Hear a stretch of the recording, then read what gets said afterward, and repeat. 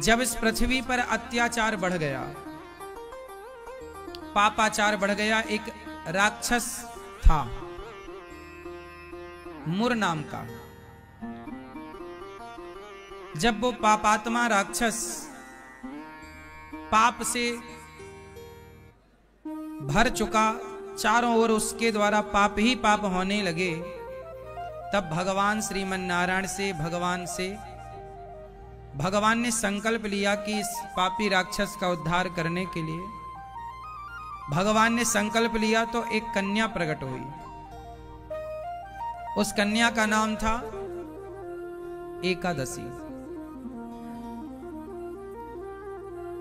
एकादशी क्यों? एकादशी मतलब 11। 11 मतलब 11। क्या 11? 5 ज्ञानेंद्री, 5 कर्मेंद्री, 1 मन। हमारी ज्ञानेंद्री आंख से आप देख पाते हैं, कान से आप सुन पाते हैं, मुंह से आप, जिह्वा से आप बोल पाते हैं, नाक से आप सूंघ पाते हैं, चमड़ी से टच कर पाते हैं, स्पर्श कर पाते हैं। ये ज्ञान ही तो हो रहा है। आंख से देखने का ज्ञान, रूप का ज्ञान, कानों से शब्दों का ज्ञान, ये ज्ञान इंद्री है जो हमें ज्ञान कराती है। कर्मेंद्री है जिनसे कर्म करते हैं। हाथ ना हो आप तो लेने देने का कर्म कैसे करेंगे? लेने देने का कर्म। पांव से चलने फिरने का कर्म, मुंह से बोलने बताने का कर्म, राधे राधे। और मूत्र द्वार और मल द्वार। टोटल 5 कर्मेंद्री प्लस 5 ज्ञानेंद्री। और इन 10 को नियंत्रण करने वाला कौन है? इस कथा को पूरा देखिएगा। मन। इन 10 का सारथी कौन है? तो ये जो 10 और 1 मन टोटल हो गए 11। भगवान के 10 इंद्री और मन से जो प्रकट हुई उस कन्या का नाम एकादशी है। क्योंकि भगवान के 11 तत्वों से प्रकट हुई, भगवान के 11 तत्वों से प्रकट हुई, इसलिए इनका नाम पड़ा एकादशी। अब ब्रह्मा जी के पास गए तो ब्रह्मा जी ने कहा तुम छिप जाओ। कहां छिप जाएं? बोले जाओ अन्न में छिप जाओ। कहां छिप जाओ? कहां? अन्न में। अन्न मतलब अनाज, चावल, दाल, गेहूं, ज्वार, मक्का इत्यादि, ये सब अनाज है, इनमें जाके छिप जाओ, अन्न में। तो जाके छिप गए। एकादशी ने सारे पापों को समाप्त कर दिया, पर अन्न ने पापों को जगह दे दी। तब एकादशी ने कहा एकादशी के दिन अन्न में ही सारे पाप एकादशी के डर से छिप जाते हैं। और वो अन्न आप लोग खा लेते हैं, रोटी खा लेते हैं एकादशी के दिन, चावल खा लेते हैं आप, तो वो जो पाप छिपे थे अन्न में वो पुनः आपके अंदर प्रवेश कर जाते हैं। सबके पाप आप ग्रहण कर लेते हैं। क्योंकि जैसे रविवार के दिन तुलसी में भगवान नारायण का वास होता है,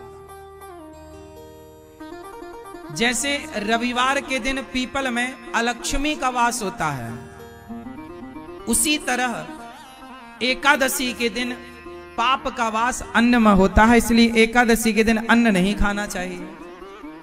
तो क्या खाएं? फल खाओ। क्या खाओ?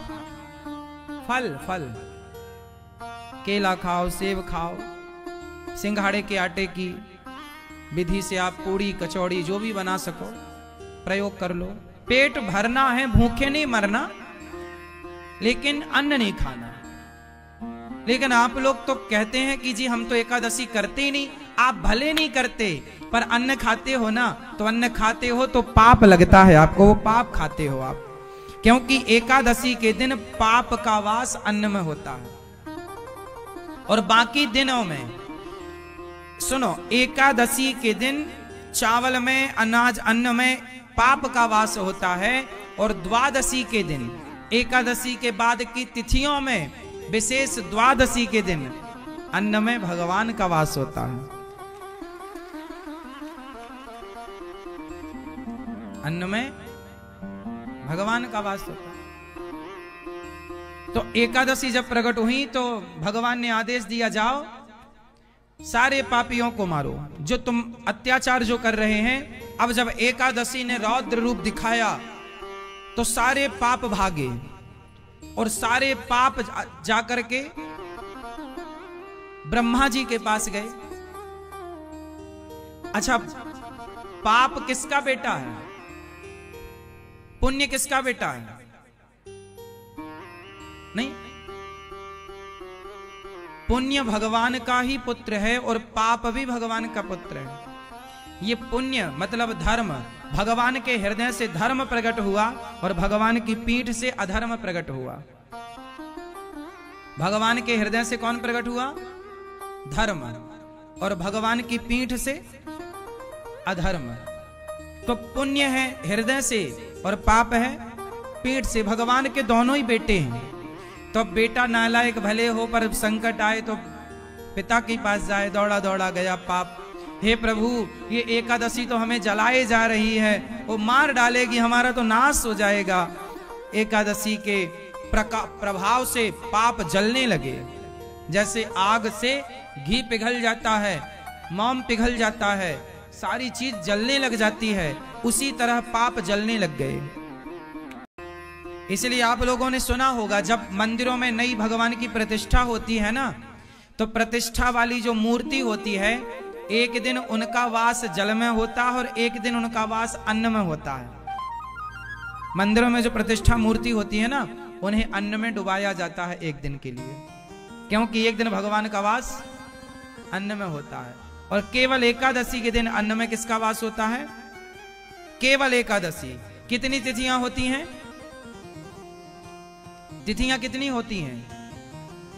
जोर से, तिथियां कितनी होती हैं? 30। आप 15 कह रहे हैं, वो भी ठीक है, पर टोटल तिथियां होती हैं महीने में 30। तो जो 30 तिथियां हैं, 15 मतलब प्रतिपदा, द्वितीया, तृतीया, चतुर्थी, पंचमी, षष्ठी, सप्तमी, अष्टमी, नवमी, दसवीं, एकादशी, द्वादशी, त्रयोदशी, चतुर्दशी और अमावस्या। और फिर गिनो प्रतिपदा, द्वितीया, तृतीया, फिर बोल देना पूर्णिमा। तो हो गई ना टोटल 15 + 15, तो टोटल महीने की तिथि कितनी हो गई? तो प्रत्येक महीने की जो 30 तिथियां हैं, इसलिए हमारा दिन 30 दिन, हमारा महीना 30 दिन का होता है, क्योंकि तिथि कितनी होती है? 15 + 15 30। तो जो 30 तिथि हैं, इनमें केवल एकादशी तिथि ऐसी है जो कि महीने में 2 बार आती है। ये 2 दिन महीने में एकादशी जो तिथि है, इसमें अन्न का सेवन नहीं करना चाहिए, क्योंकि अन्न में किसका वास है? पाप का।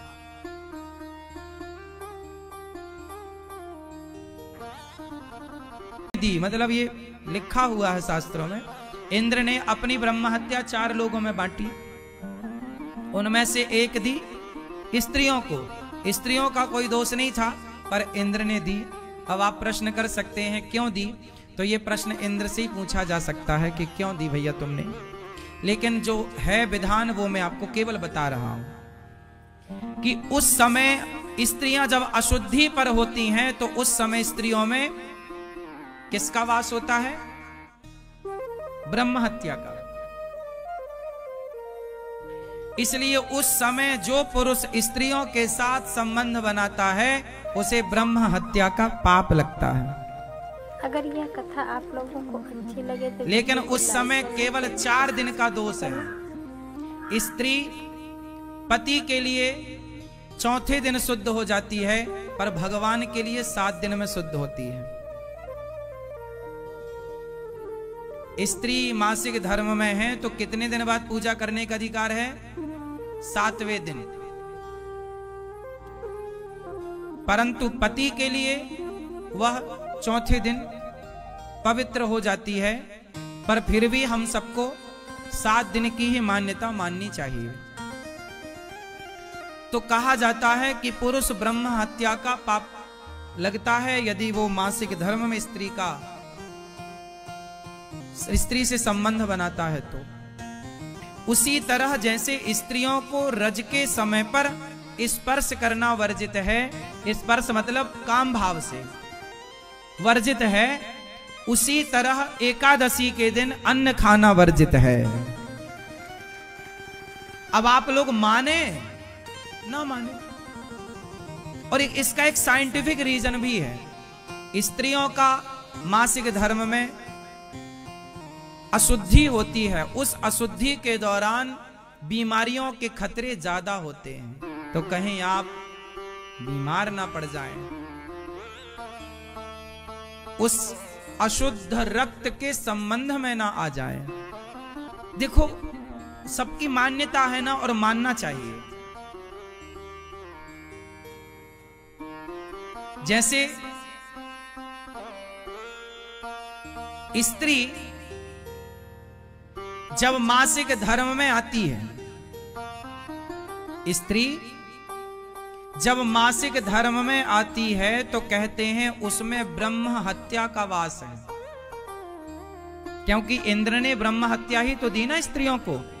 तो स्त्रियों को जो ब्रह्म हत्या दी वही तो रज है, वही तो रजस्वला है। तो ये जो रजस्वला स्त्री है, जो 5-7 दिन का आपका टाइम पीरियड होता है, इस समय स्त्री अशुद्ध क्यों मानी जाती है? क्योंकि इस समय ब्रह्म हत्या जो इंद्र ने तुम्हें, दोनों कारण समझिए, साइंटिफिक रीजन समझिए। तो अन्न में भी वास है, इसलिए आप लोग जो कहते ना नहीं जी हम तो नहीं करते, नहीं करते भले, पर पाप तो खा रहे हो आप, मत करो। आप नहीं करते तो मत करो, पर नहीं करते फिर भी तो पाप है। आग में हाथ आप तो धोखे से डाल दो, तो धोखे से डालोगे तो जलेगा नहीं। आग में हाथ धोखे से डालोगे तो क्या जलेगा? नहीं जलेगा। ऐसे ही है, इसलिए एकादशी के दिन अन्न खाने से, और ये साइंटिफिक इसका साइंस बताऊं कि जब आप 14 दिन अन्न खाते हैं और 1 दिन अन्न नहीं खाते तो आपके पेट स्वस्थ रहता है। एक दिन उसे मिल जाता है मौका पेट को ठीक रखने का। इसी बहाने क्या है, आपने फल खाए आज, आपको ना एकादशी के दिन फल खाना चाहिए। इससे स्वास्थ्य का बहुत बड़ा प्रभाव पड़ेगा।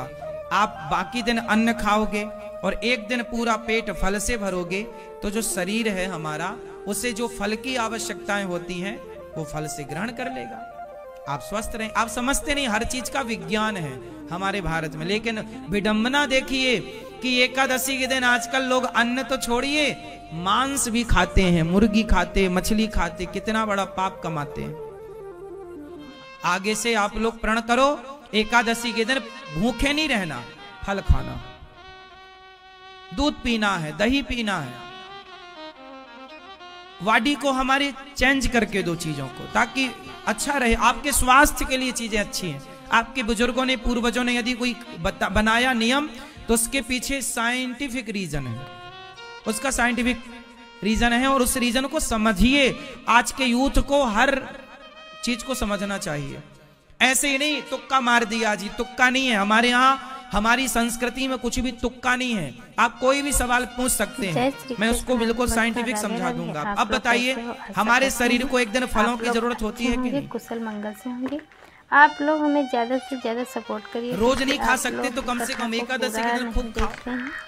अगर यह कथा आप लोगों को अच्छी लगी हो तो वीडियो को लाइक करना, एक दिन सब्सक्राइब करना, रोज नहीं, अन्न भी बदल के खाना चाहिए। हम मिलते हैं आपको अगली कथा। पहले के लोग बदल बदल के खाते थे, कभी मक्के की रोटी खा ली, कभी ज्वार की रोटी खा ली, कभी गेहूं की रोटी खा ली।